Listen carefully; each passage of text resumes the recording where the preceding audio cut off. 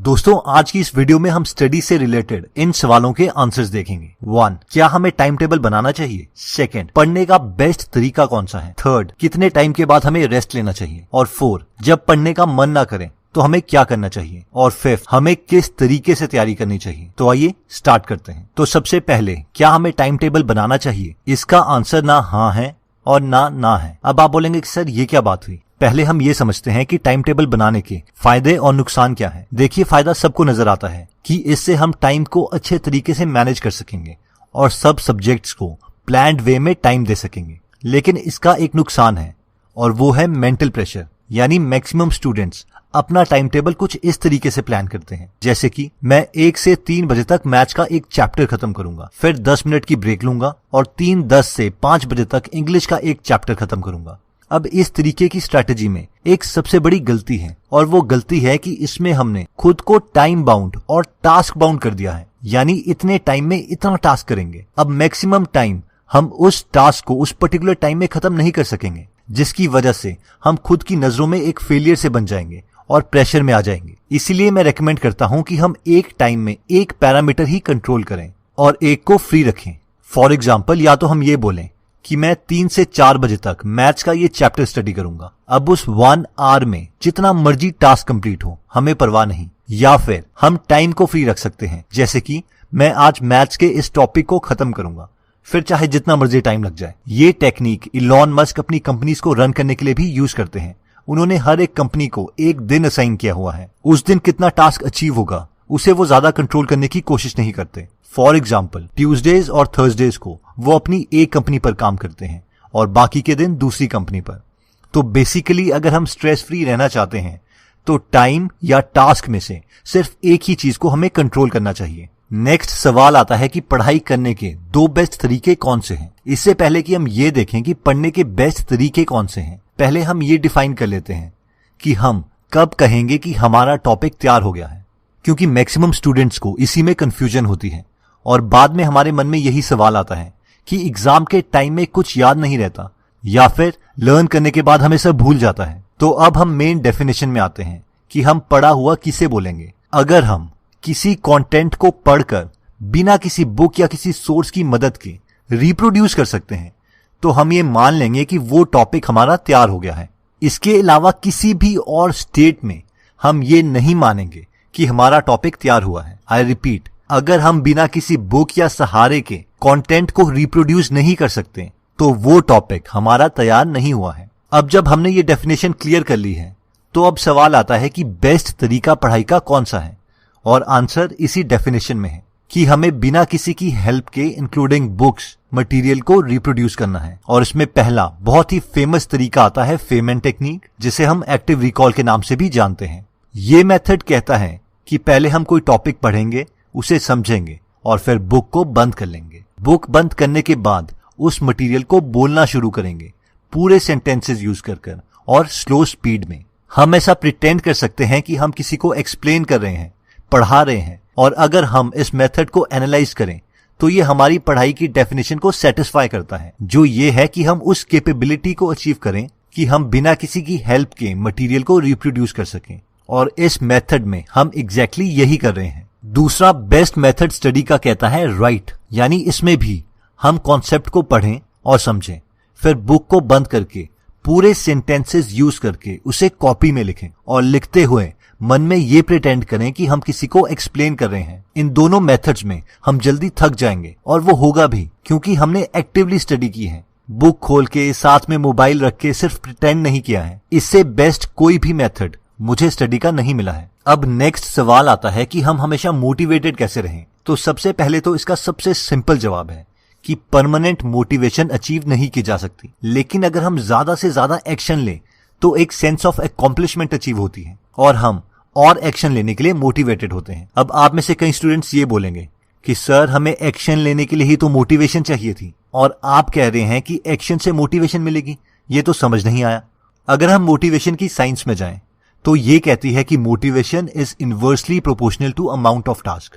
यानी जितना ज्यादा टास्क हमारी नजरों में होगा कि हमें ये करना है, उतना ही कम हम मोटिवेटेड होंगे एक्शन लेने के लिए। अब ट्रिक ये है कि टास्क तो जितना है वो उतना ही रहेगा, सिलेबस हमारे कहने से कम तो नहीं होगा, लेकिन अपने माइंड में हम टास्क को बहुत छोटे छोटे टुकड़ों में तोड़ सकते हैं, जिससे हम प्रेशर में ना आए और एक्शन के लिए मोटिवेटेड हो जाएं।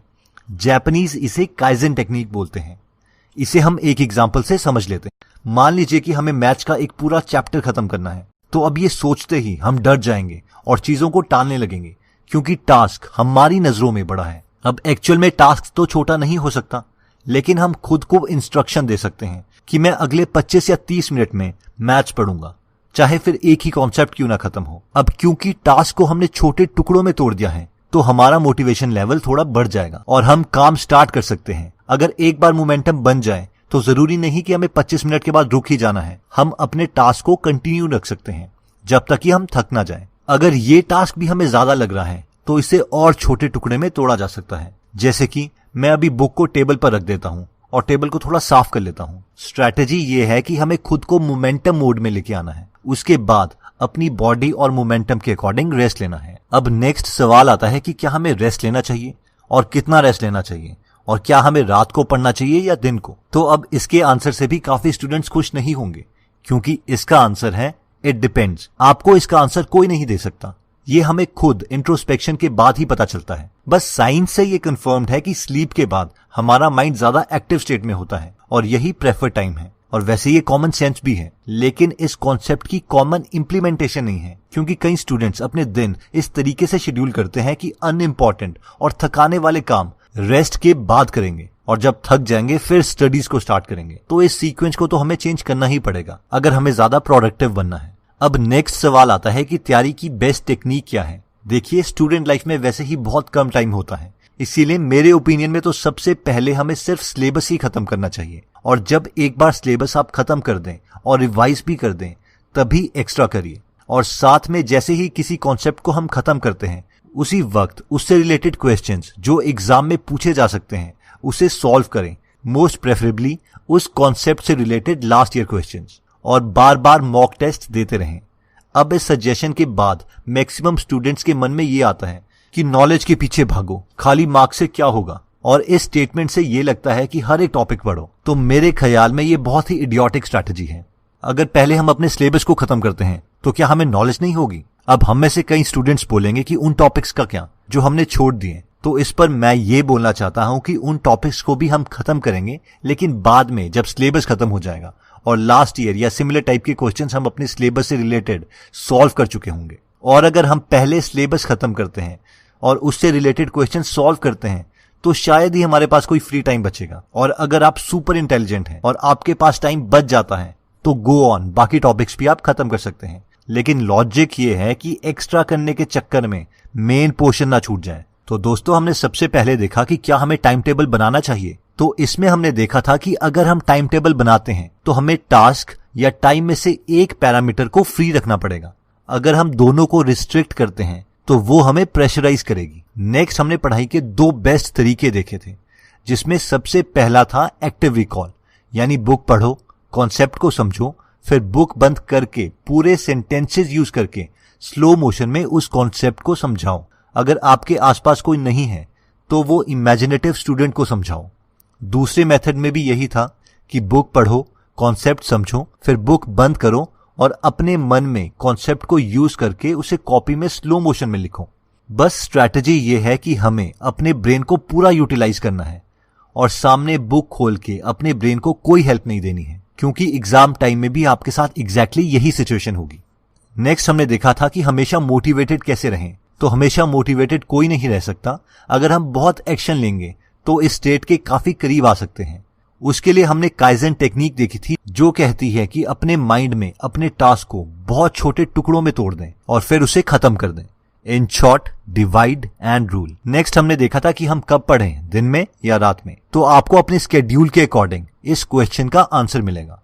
बस प्रेफर्ड ये है कि पूरी स्लीप के बाद जल्दी स्टडी स्टार्ट कर दें। फिर हमने देखा था कि एग्जाम ओरिएंटेड तैयारी करने के लिए पहले सिलेबस वाला पोर्शन ही खत्म करें और हर कॉन्सेप्ट के बाद उस कॉन्सेप्ट से रिलेटेड लास्ट ईयर के क्वेश्चंस या फिर उससे सिमिलर क्वेश्चंस प्रैक्टिस करें। और जब सिलेबस खत्म हो तभी एक्स्ट्रा पार्ट करें।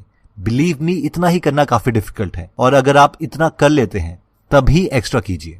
दोस्तों, मुझे पता है कि एग्जाम्स हैं और हम अपनी स्टडीज की स्ट्रेटेजीज को हमेशा इंप्रूव करना चाहते हैं, लेकिन ये बेसिक चीजें जो हमने आज डिस्कस की है, इनके अलावा अब बस हमें हार्ड वर्क करना है और ये नहीं कि हमेशा एक और नई टेक्निक के पीछे ही भागते रहें और कोई एक्शन ही ना लें। इसीलिए टेक मैसिव एक्शन। जय हिंद। दोस्तों, अगर आप फ्री में हिंदी ऑडियो बुक समरी सुनना चाहते हैं तो डिस्क्रिप्शन में दिए हुए लिंक पे जाके आप हमारी गीगल ऐप डाउनलोड कर सकते हैं। वहां पे आप फेमस बुक सुन सकते हैं जैसे कि the miracle morning, you can and you will, how to make friends and influence people, E myth revisited, 0 to 1, Chanakya Niti, the one thing, power of habit, wings of fire, the monk who sold his Ferrari and many more. और हर हफ्ते इस app में हम एक नई audio book summary डालते हैं। दोस्तों, कमेंट सेक्शन में आप बता सकते हैं कि आप नेक्स्ट वीडियो किस टॉपिक पर चाहते हैं ताकि हमें भी फीडबैक मिले और उसी टॉपिक्स को हम कवर करें। इस चैनल को जरूर सब्सक्राइब कर लीजिए और बेल का बटन दबा दीजिए ताकि आप ऐसी नॉलेजेबल वीडियोस कभी मिस ना करें। और इस वीडियो को लाइक जरूर कीजिएगा ताकि हमारा कॉन्फिडेंस बढ़े।